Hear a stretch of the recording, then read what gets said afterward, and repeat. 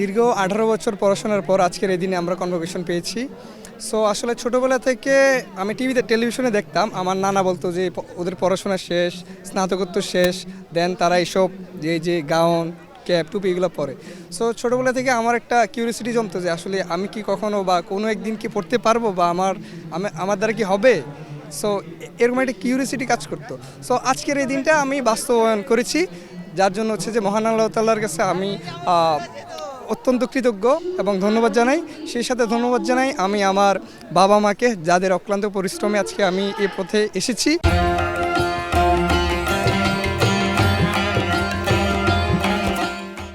এবং সেই সাথে ধন্যবাদ জানাই আমার বন্ধুবান্ধব, যারা আমাকে অ্যাসাইনমেন্ট, প্রেজেন্টেশন বা সব কিছুতে আমাকে হেল্প করে আজকের এই পজিশনে নিয়ে এসেছি।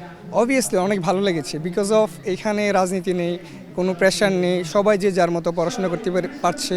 এবং তাদের পাশাপাশি হচ্ছে যে তারা কোনো যদি হেল্প লাগে, সেই সাথে সিনিয়র ভাইয়েরা আছে, সেখানে কোনো রাজনীতি, কোনো ব্যাকগ্রাউন্ড নেওয়া মানে প্রয়োজন বলে আমি মনে করি না। অল ওভার ভালো, কিন্তু কস্টলি একটু বেশি, মানে খরচটা কারণ হলো যে মানে যেমন এই যে এই অনুষ্ঠানের জন্যই বোধহয় একজনের কত 7.5 না কত টাকা নিচ্ছে। এটা একটা অনুষ্ঠান ফ্রি করে দিলে পারতো, কারণ হয়তো কর্তৃপক্ষ ইচ্ছা করলে হয়তো পারতো, কারণ সারা বছর তো টাকা নিছেই, 3-4 বছর তো টাকা নিছেই এবং মোটামুটি ভালো অ্যামাউন্টই নিছে। তো এই একটা অনুষ্ঠান একটা ফ্রি করে দিতে, একটা অনুষ্ঠান ফ্রি করে দিলাম, তাহলে আমাদের মনটা একটু ভালো লাগতো।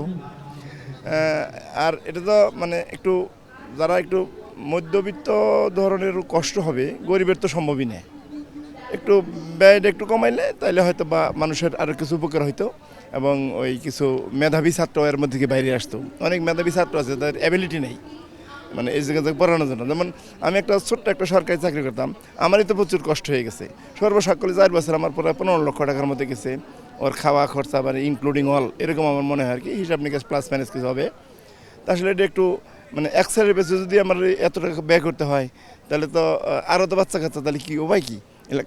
কামের উৎস তো কম, কাজেই ব্যয়বহুলটা একটু কমাইলে এবং এটা কর্তৃপক্ষের দৃষ্টি আকর্ষণ করছে আর কি, যাতে এই ব্যয়টা একটু কমানো যায় এবং কিছু মেধাবী মধ্যবিত্ত ছেলেরা যদি বেরিয়ে আসতে পারে আর কি।